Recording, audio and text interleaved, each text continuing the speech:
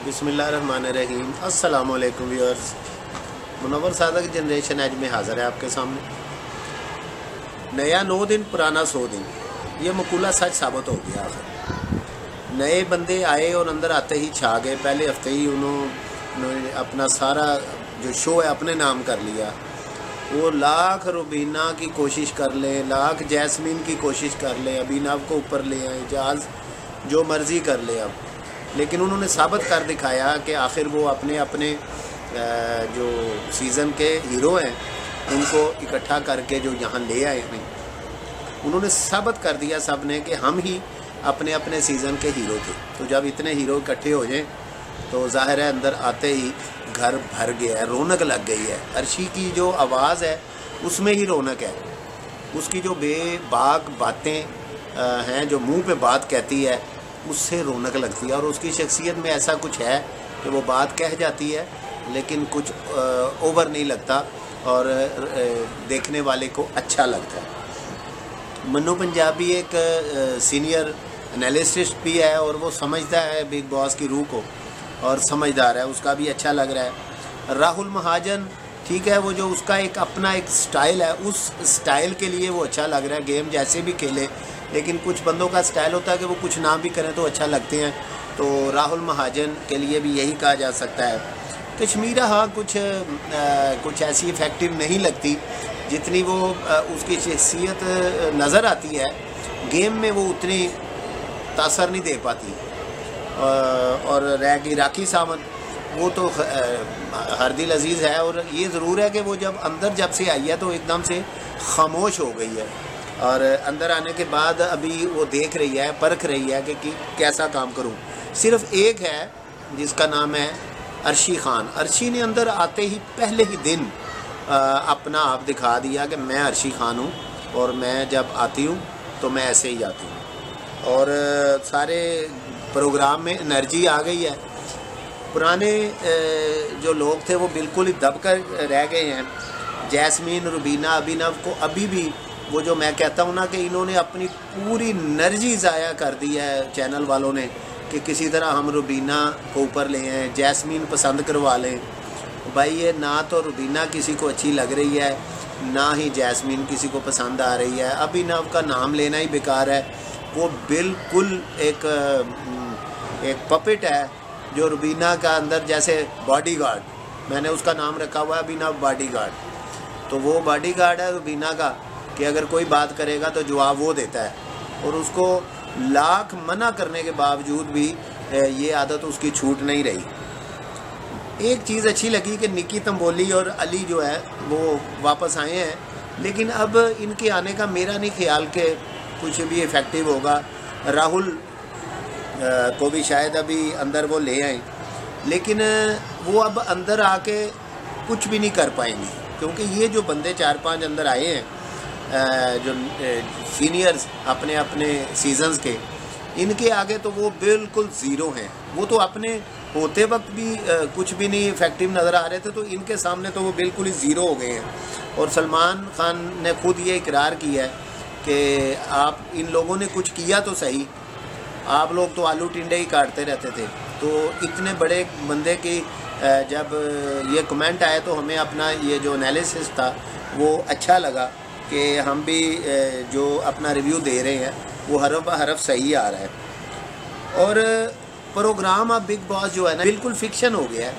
अभी तक लगता है ऐसे है कि इसका टाइम कुछ वो बढ़ाएंगे, वरना ये ड्रामा है जितना भी वो इसको चला के तो हमें दिखा देंगे।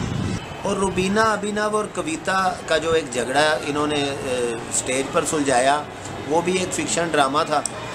अच्छा लगा या बुरा लगा इसकी कोई अहमियत नहीं है, क्योंकि मैंने पहले ही कहा कि अब ये बिग बॉस फ़िलहाल एक फ़िक्शन के तौर पे चल रहा है। उन्होंने अपना वीकेंड सजाना था, सलमान खान के लिए कुछ लाना था, तो उन्होंने इस झगड़े को स्टेज पर ला के निपटाया और रुबीना को थोड़ा सा एक्सपोज किया। ना जाने क्यों रुबीना को शायद इतना शायद पेमेंट ज़्यादा दे बैठे हैं, क्या वो कहते हैं कि अपने पैसे तो पूरे कराएं। मेरा नहीं ख्याल कि उसकी इतनी बड़ी फ़ैन फॉलोइंग है कि वो पूरे प्रोग्राम का कंटेंट ही बदल दे और पूरे प्रोग्राम का एक कैप्चर करके ले जाए सारी पॉपुलैरिटी। जबकि उसकी वजह से बिग बॉस 14 बिल्कुल लो जा रहा है। तो उनका झगड़ा ऊपर निपटाया गया। हम उस झगड़े के में नहीं जाते क्योंकि वो बिल्कुल फिक्शन था। अंदर एक झगड़ा हुआ था जिसमें अभिनव ने कविता को धमकी दी थी।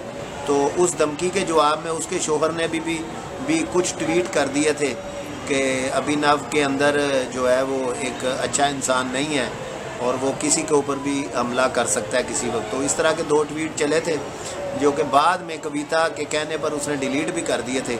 लेकिन इस झगड़े को यहाँ पर ला के निपटाया गया। असल बात ये सारा किस्सा जो करने की ज़रूरत थी वो हम आते हैं इस प्रोग्राम में जो आए हैं मिस्टर विकास गुप्ता। विकास गुप्ता ने जब ये बात अंदर आके दोहराई है, अंदर आके उनको एक ये मैसेज दिया है तो लड़ाई भड़की है। तो इसका मतलब चैनल वाले खुद चाहते थे कि ये बात अंदर जाए और ये बात लड़ाई की तरफ बढ़े। और विकास गुप्ता को इसकी कोई डांट भी नहीं पड़ी कि तुमने ये बाहर की खबर अंदर क्यों दी, ये लड़ाई क्यों डलवाई। और हम जैसा कि हमेशा पहले से कहते आ रहे हैं कि विकास गुप्ता को ज़बरदस्ती का मास्टरमाइंड बनाया जा रहा है। कत्तन भी वो किसी तरह भी मास्टरमाइंड नहीं लगता। हम जानते हैं कि वो उसकी शख्सियत जो है उसकी बैक पे काफ़ी लोग हैं और उसको चाह रहे हैं कि वो उसकी दिहाड़ी लगती रहे। लेकिन मास्टरमाइंड का एक टाइटल ज़बरदस्ती उसके ऊपर थोपना ये बहुत बड़ा उस टाइटल के साथ नाइंसाफ़ी है। विकास गुप्ता जैसे बंदे को कम अज़ कम ये टाइटल चैनल वालों को नहीं देना चाहिए था। और हमें तो खुशी उस वक्त हुई कि जब पहले ही दिन विकास गुप्ता को अर्शी खान ने उसके मुंह पर कह दिया और वो लगातार अब तक कह रही है, बेचारी ने उसके लिए डांट भी खा ली है कि तुम तो फारग कलाकार हो और फारग माइंड हो। अगर आपने मेरे पुराने रिव्यू देखे हों तो ये बात मैं शायद पिछले साल भी कह चुका था और वही बात अब चैनल में दोहराई गई, बिग बॉस में दोहराई गई है कि वो मास्टर माइंड नहीं है, फारग माइंड है। और अब तो पूरा ड्रामा कर रहा है कि वो एक सुदर्शन चक्र को भी वो घुमा रहा है और बार बार वो कृष्ण बनने की कोशिश कर रहा है। तो इस चक्कर में वो बिल्कुल ही एक मज़ाहिया किरदार लगता है। हमें बहुत ही हंसी आती है जब वो इस तरह की एक्टिंग करके ख़ुद को मास्टर माइंड बनवाने के लिए बाहर से बाकायदा वो ला के चक्कर घुमाता है और देखो जी मैंने कैसी चाल चली। अब तेरी तो वो भी चाल नहीं चली कि तू अंदर राशन उनका नहीं ख़त्म करवा सका, वो भी अर्शी ने पकड़ लिया कि ज़रूर तुझे कोई टास्क मिला है। एक्टिंग नाम की चीज़ तुम्हारे पास कोई नहीं, किसी किस्म की स्ट्रेटेजी तुम नहीं बना सकते। अंदर जब से आए हो वाकई तुम खामोश बैठे हुए हो और अर्शी ही को नहीं तुम काबू कर सकते। तो मास्टरमाइंड किस काम के तुम? हाँ ठीक है, अब आपको इतनी बड़ी एक आपकी जो बैकअप है वो अगर आपको ज़बरदस्ती का मास्टरमाइंड कहती रहे तो उनके मास्टरमाइंड हम आपको कहेंगे तो हम तो आपको मास्टरमाइंड, क्योंकि आप लगते नहीं हैं, हमारी आपसे कोई दुश्मनी नहीं, लेकिन आप शायद इसकी बजाय अगर कुछ और अंदर करें तो शायद अच्छे लग जाएं। लेकिन ज़बरदस्ती का सीनियर बन के इस तरह की वो एक हरकत करनी और पूरे प्रोग्राम का मास्टरमाइंड बनना, ये बहुत बड़ा लक़ब है। बिग बॉस इतना छोटा प्रोग्राम नहीं कि विकास गुप्ता जो है वो इसका मास्टरमाइंड कहलाए। तो इसी ख्याल के साथ हम देखते हैं कि अब आगे ये बिग बॉस कहाँ तक जाता है और हमारी दुआ है कि बिग बॉस 14 इतना मायूस ना करे जितना इतने शुरू में किया था। अब इन्होंने जो अंदर ये चंद बंदे भेजे हैं इससे प्रोग्राम में रौनक लग गई है, एनर्जी आ गई है। तो देखते हैं कि बकाया सीज़न कैसा चलता है। निकी तंबोली अंदर आके वो सेटल होती है दोबारा या नहीं, ये तो अब आगे वक्त ही बताएगा। निकी एक अच्छा किरदार थी अंदर, वो अगर अर्शी की दोस्त बन जाए तो दोनों मिलकर अंदर रौनक अच्छी लगा सकती हैं और रुबीना और जैस्मीन को फारग कर देना चाहिए। तो शायद ये जो सीनियर्स अंदर आए हैं कि इनको देखने के लिए हमें बिग बॉस अच्छा लगे और इन्हीं में से अगर किसी को इस दफ़ा का दे दिया जाए कप तो कोई मज़ायका नहीं, अच्छा लगेगा। कम अज़ कम पुरानों में से किसी को भी नहीं देना चाहिए क्योंकि निकी भी अब अंदर आकर दोबारा इनका मुकाबला नहीं कर पाएगी, लगता तो ऐसे ही है। फिक्शन अगर कोई कर लें तो कर लें और कम अज़ कम रुबीना, अभिनव, जैस्मीन तो बिल्कुल भी नहीं।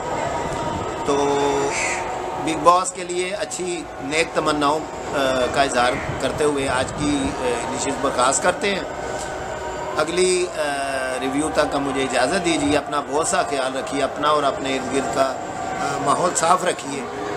अच्छा और साफ़ सुथरा माहौल हमारी और हमारी जनरेशन की ज़िंदगी का ज़ामन है। अल्लाह हाफिज़। Peace for all.